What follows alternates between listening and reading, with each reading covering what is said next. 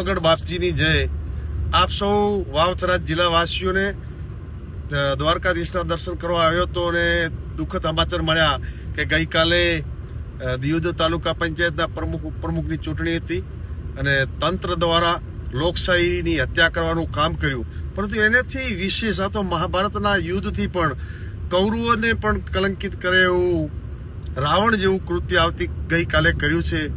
અમારા કોંગ્રેસના યોદ્ધાઓને દબાવવા માટે ખોટી 307 જેવી કલમો લગાવી અને વિશેષ બાબતે કે અધિકારીને ક્યાં ખબર હતી આ લોકોએ કર્યું છે। કોઈએ અધિકારી ઉપર હુમલો પણ નથી કર્યો, છતાંય જેટલા તાલુકા પંચાયતના સદસ્યો છે એ હોલમાં હતા, એમને ખબર હતી કે એમના ઉપર તો હોલમાં સાક્ષી છે, તો એમના ભાઈ દીકરાઓ ઉપર ફરિયાદ।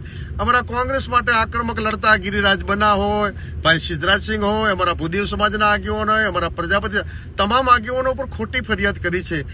બનાસકાંઠા એસપી સાહેબ ઉપર મને વિશ્વાસ છે કે યાર બંને પક્ષોની સાથે ક્યારે અન્યાયપૂર્વક પગલું નથી ભરતા, પરંતુ આજે રાત્રે ઊંઘ પણ ના આવી। હું દ્વારિકા હતો કે હે દ્વારકાધીશ, આજે લોકશાહીનું ચીરહરણ થઈ રહ્યું છે, આવી ખોટી કલમો લગાવી અને દબાવવાની કોઈ કોશિશ કરતા હોય તો તંત્રને કહેવા માંગુ છું કે ભાઈ ગોરો સામે પણ નથી ડર્યા। આ દેશની આઝાદી માટે બલિદાનો આ કોંગ્રેસ પાર્ટી આપે, એના વારસદાર અમે સૌ કોંગ્રેસીઓ છે।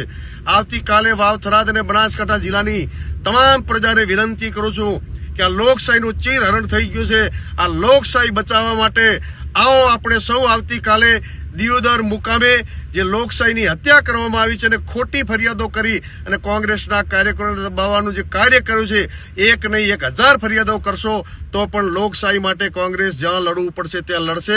અમે ફરિયાદોથી ગોરોથી નથી ડર્યા, તો તમારા જેવા ચોરોથી અમે ક્યારે ડરવાના નથી। આવો સૌ સાથે મળી આવતીકાલે લોકશાહીના સમર્થનમાં આપણા આગેવાનો ઉપર ખોટી ફરિયાદ કરી છે એના સમર્થનમાં આવતીકાલે દિયોદર મુકામે સૌ સર્વ સમાજના વડીલો, આગેવાનો, યુવાનો પધારો એવી તમારા ભાઈ તરીકે આ 45 પ્રદેશમાંથી 2 હાથ જોડીને ઠાકરસિંહ રબારી તમને આવતીકાલે સૌથી વધુ સંખ્યામાં આવવા વિનંતી કરે છે।